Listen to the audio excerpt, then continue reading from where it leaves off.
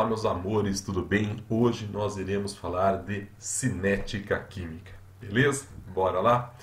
Bom, cinética química, ela estuda a velocidade de uma reação. Ela estuda a velocidade de consumo que eu tenho dos reagentes, a velocidade de formação dos produtos, também estuda os fatores que alteram essa velocidade, como temperatura, catalisador, superfície de contato. Em suma, né? Cinética química vai estudar a rapidez de uma reação. Beleza? Bom, dito isso, nós vamos começar aqui o primeiro tópico da aula, que é a velocidade média de consumo ou de produção das substâncias. Bom, para definir isso, a gente define assim, ó, é a relação entre a quantidade consumida ou produzida e o intervalo de tempo gasto. Para que entenda isso melhor, vamos pegar aqui uma reação genérica. A mais B são meus reagentes, formando C mais D, que são os meus produtos. Bom, eu quero a velocidade de consumo. Então, velocidade de consumo, eu quero saber a velocidade que eu vou consumir A ou B, ou seja, isso tem a ver com os meus reagentes. Isso vai ser a variação da quantidade de A ou de B, né? Nós, no ensino médio, vamos trabalhar em módulo, porque a velocidade média de consumo ela seria negativa. Mas, no ensino médio, a gente coloca em módulo para ficar mais fácil. Isso tudo dividido por ΔT, ou seja, pelo tempo gasto. E agora, se eu quero a velocidade de produção, de formação dos meus produtos, vai ser a variação da quantidade dos meus produtos, de C ou de D no caso, né? Por convenção, nós iremos trabalhar em módulo, mesmo que a velocidade média de produção não é negativa, ela é sempre positiva, né? Mas por convenção iremos trabalhar em módulo, isso tudo dividido por ΔT, que é o tempo gasto. Uma coisa bem interessante para que todos entendam, essa quantidade aqui, tanto de reagentes quanto de produtos, ela pode ser em gramas, litros, em mols, mol por litro, ml, pode ser em átomos, moléculas, grama por litro. Então, não tem uma unidade específica, tá bom? E o tempo também não tem uma unidade específica, pode ser em segundos, minutos, horas, dias, meses, semanas. Então, pensando assim, você fala, então, qual é a unidade de velocidade aqui?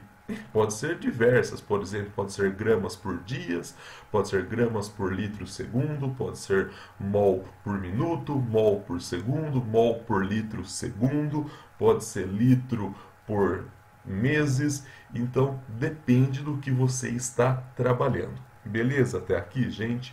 Bom, para entender melhor isso, vamos fazer um exemplo. Considere a reação de decomposição do calcário. Eu ponho aqui o calcário formando cal virgem e CO2. Beleza. Bom, no tempo igual a 0 minutos, eu tenho 10 mols de calcário e nada de CO2. Passado 2 minutos, eu só tenho 6 mols de calcário. Significa o quê? Que foram utilizados 4 mols. Tá. Como a proporção é 1 mol para 1 mol, eu vejo que foi formado quanto de gás carbônico? Foram formados 4 mols de gás carbônico. Passado mais 2 minutos, ou seja, no tempo igual a 4 minutos, eu só tenho 2 mols de carbonato de cálcio. Então, eu vejo que foram usados mais 4 mols de carbonato de cálcio. Eu já tinha 4 mols de CO2, usei mais 4 de carbonato, ou seja, foram formados mais 4 mols de CO2, então ao todo já tenho 8 mols de CO2. Bom, aí o exercício fala assim, ó, cálculo da velocidade média de carbonato de cálcio no intervalo entre 2 e 4 minutos. Então ele quer que você calcule, né, a velocidade média nesse intervalo de tempo aqui, 2 e 4 minutos. Letra B. Cálculo da velocidade média de produção de CO2 no intervalo entre 2 e 4 minutos. Ou seja, eu quero saber a velocidade média aqui de produção nesse intervalo de tempo. Bom, então vamos resolver este exercício para que você entenda melhor. Bom, então vamos lá, né? Vamos pensar assim, eu quero a velocidade de consumo do carbonato de cálcio entre os tempos 2 e 4 minutos, né? Igual o texto dizia. Bom, então eu vou pegar aqui. 2 mols, porque é o tempo final, né? Delta é final menos inicial. 2 mols menos 6 mols, né? Porque o tempo inicial seria 2 minutos. Ele falou entre 2 e 4 minutos, né? Isso daqui dividido por 4 minutos menos 2 minutos. Se eu faço essa conta, isso me dá menos 2 mol por minuto. Você está vendo que deu um sinal negativo. Para que isso não aconteça, nós iremos trabalhar em módulo. Então, assim, eu falo que a velocidade de consumo do carbonato de cálcio é de 2 mols por minuto. Bom, eu vou fazer o mesmo procedimento agora, mas para o CO2, que eu quero saber a velocidade de produção, né, de formação do CO2. Então, vai ser, né, eu tenho aqui 8 mols menos 4 mols, isso dividido por 4 menos 2. Reparem que eu coloco em módulo agora por convenção, não daria negativo, mas iremos trabalhar sempre em módulo. E isso me chega igual a 2 mols por minuto. Reparem bem que coisa legal agora. Ó. Você vê que eu calculei a velocidade de consumo do carbonato de cálcio e a velocidade de produção do CO2. O Gabiru deu a mesma, né? 2 mol por minuto, 2 mol por minuto. Sempre vai ser a mesma velocidade de consumo de produção? Então, quando for 1 mol para 1 mol, sim. Mas, muitas reações, eu reparo que não é 1 mol para 1 mol. Às vezes é 2 para 3, 1 para 4, depende do balanceamento. E agora, como que a gente vai fazer? Então, isso significa que a velocidade de consumo e de produção nem sempre são iguais. Por quê? As velocidades elas são proporcionais aos números de mols que reagem e estes são proporcionais aos coeficientes estequiométricos. Então, eu falo que com relação às substâncias, as velocidades são proporcionais. Essa parte é a parte mais importante. As velocidades são proporcionais aos seus respectivos coeficientes estequiométricos. Você fala, nossa, Gabi, tá difícil. Dá um exemplo para mim aí, porque está ficando complexo. Vamos fazer o seguinte, ó. Considere a reação de formação da amônia, tá? Onde você repara claramente que 1 mol de N2 reage com 3 mols de H2 e assim são formados 2 mols de amônia. Repare, a proporção é 1 para 3 para 2, certo? E aí ele fala assim, ó, sabendo que a velocidade média de produção da amônia é igual a 3 mol por litro segundo, então vamos dizer que na média, em 1 segundo, eu fabrico 3 mols por litro de amônia, certo? Calcule a velocidade média de consumo de cada um dos reagentes. Você fala, como que eu vou fazer isso? Vamos pensar um pouquinho. Eu sei que a cada 1 mol de N2, eu produzo 2 mols de amônia, correto? Você fala, correto. Então, se na média, em 1 segundo, estão sendo produzidos 3 mols por litro, é porque eu estou consumindo quanto de N2? 1,5 mols por litro segundo de N2. Repare, a proporção não é 1 para 2, meus amores? Você fala, é. Então, olhem só, a velocidade de produção da amônia, ó, 3 mols por litro segundo. E a de consumo vai ser o quê? Então, se a proporção é 1 para 2, a metade, né? 1,5 mols por litro segundo. Então, você está reparando que as velocidades elas são proporcionais aos coeficientes estequiométricos. Ó, mais um exemplo aqui. Ó. Se eu colocar a cada 3 mols de H2, eu fabrico quantos mols de amônia? 2 mols de amônia. Se eu sei que na média, né, em 1 segundo foram fabricados 3 mols por litro, quanto de H2 foram consumidos, né, gente? 4,5. Então você repara, né, que as velocidades elas são proporcionais aos coeficientes estequiométricos. Até aqui, beleza, moçada? Tá tranquilo? Bom, mas aí tem um detalhe. E se você chegasse para o Gabi e falasse assim, ô Gabiruzinho, mas e a velocidade da reação? A velocidade única da reação, não em relação ao N2, não em relação ao H2, não em relação ao amônio. A velocidade única da reação, como que você consegue definir isso? Então agora vem a parte muito importante. Repare no que eu escrevi aqui, ó. A razão entre a velocidade em relação a um participante da reação e seu respectivo coeficiente estequiométrico é sempre a mesma. Você fala, não estou entendendo. Assim, definimos para uma determinada reação uma velocidade sem se referenciar a um dado participante, como sendo a velocidade única da reação, ou simplesmente a velocidade da reação. Fala, vixe Maria, não entendi nada. Então vamos fazer o seguinte, ó. Se eu pegar uma reação, tá? A mais B dando C mais D, onde eu tenho os coeficientes estequiométricos, Azinho, Bzinho, Czinho, Dzinho.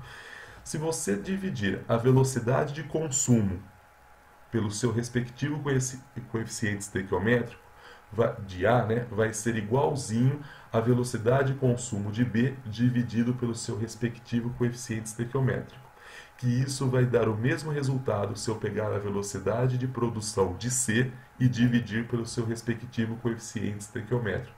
Que isso também vai dar o mesmo valor se eu pegar a velocidade de produção de D e dividir pelo seu respectivo coeficiente estequiométrico. E assim eu vou ter a velocidade da reação. Então, para você entender melhor, vamos fazer o seguinte, ó.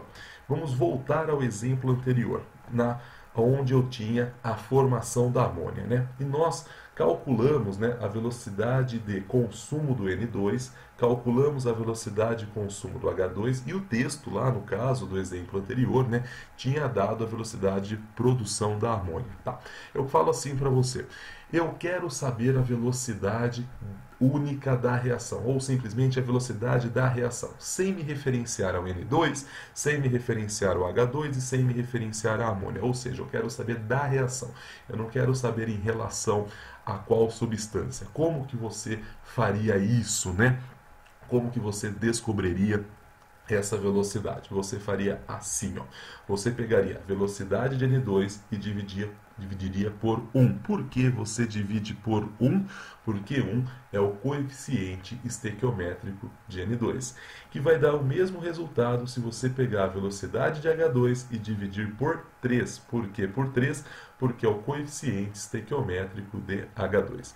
Que isso vai dar a mesmíssima coisa se você pegar a velocidade da amônia e dividir por 2, que é o coeficiente estequiométrico da amônia. Ah, professor, duvido. Vamos fazer conta, vamos fazer conta. Ó. 1,5 mol por litro segundo, que é a velocidade de N2, dividido por 1. Quanto que dá isso? Gabi, 1,5, tá? Que vai ser igual a 4,5 mols por litro segundo, que é a velocidade de H2, dividido pelo 3 aqui. Ó. Quanto que dá isso? Deu 1,5, tá vendo? Deu a mesma coisa. Que é a mesmíssima coisa que se eu pegar os 3 mols por litro segundo, que é a velocidade da amônia, dividido por quanto? Dividido pelo seu respectivo coeficiente estequiométrico aqui, ó, 2. Quanto que dá isso? 1,5. Ou seja, eu posso falar que a velocidade dessa minha reação, né, sem falar de amônia, de H2, de N2, a velocidade única da reação é igual a 1,5 mols por litro segundo. Beleza isso, moçada? Bom, até aqui é a parte que você precisa dominar, é a parte que você precisa ter conhecimento, porque isso aparece em todos os vestibulares. Tá, só que tem uma observaçãozinha muito importante ainda para que a gente possa terminar essa aula. Qual que é, né? Eu posso também falar de velocidade instantânea de consumo ou de produção. Você fala, vixe Maria, Gabi, como assim? A velocidade instantânea no ensino médio a gente calcula através de gráficos, por meio de gráficos. Veja bem, vamos pegar aqui um exemplo. Considere a reação de zinco com ácido clorídrico liberando gás hidrogênio. E ele me dá aqui a reação. E fala assim, ó, cálculo da velocidade de consumo de HCl no instante t. Eu quero calcular a velocidade de consumo do HCl num determinado instante. E aí ele me dá o seguinte gráfico. Aqui. E eu quero o cálculo de consumo de HCl nesse instante t aqui, ó, que quando eu bati aqui na minha curva, né, do meu gráfico, eu tenho o ponto P. Você fala, caramba, como que eu vou poder calcular ali, né, a velocidade instantânea de consumo do HCl? Se isso aqui é uma curva, né, como é que eu vou achar aqui? Bom, o pulo do gato é o seguinte, sempre que você precisar calcular a velocidade instantânea de algo, ou de produção ou de consumo de uma substância, você vai fazer a seguinte coisa, você vai fazer o seguinte procedimento. Olha só, você quer calcular a velocidade instantânea. Quero, Gabi. Então você vai fazer o seguinte: você vai traçar uma reta tangente ao ponto. Então eu quero aqui o cálculo da velocidade no ponto T, aqui no instante T. Então eu venho aqui, rebato na minha curva, acho o ponto P e assim eu traço uma reta tangente a P. Tracei uma reta tangente? Tracei. Tá. E agora, o que eu faço com essa reta tangente ao ponto? Tá. Você vai escolher 2 pontos na tangente. Eu chamei aqui de pontos A e B. Então eu escolho 2 pontos quaisquer na tangente. Aqui, escolhi o ponto A e escolhi o ponto B. Você fala, tá, beleza, o que eu faço agora com esses 2 pontos? Você traça um triângulo retângulo. Tá vendo aqui? Tracei um triângulo retângulo, aonde eu tenho o triângulo ABC. Você fala, tá, beleza. E agora o que eu faço? Bom, a velocidade instantânea no ponto T vai ser dada pelo ângulo alfa. Mas como assim pelo ângulo alfa? Pela tangente de alfa. Por que eu coloquei a tangente aqui em B? Porque tangente é cateto oposto sobre cateto adjacente. O cateto oposto tem que ser a variação da concentração. Então, por isso que eu coloquei alfa aqui no ponto B. E o cateto adjacente tem que ser a variação do tempo. Então, eu tenho que a tangente de alfa vai ser o segmento de reta AC, que me dá aqui a variação da concentração do HCl, que é o que o exercício está pedindo, e o segmento BC aqui vai me dar a variação do tempo. Então, a tangente de alfa vai me dar a velocidade no instante t de consumo de HCl. Então, o grande segredo é você entender que todas as vezes que você precisa calcular a velocidade instantânea, você vai ter que fazer isso através de um gráfico e aí você vai traçar uma reta tangente ao ponto que você deseja, escolher 2 pontos, montar um triângulo retângulo e lembrar sempre que a tangente de alfa vai te dar a velocidade instantânea. Beleza, meus amores? Vamos fazer exercícios agora? Vamos lá, bons estudos!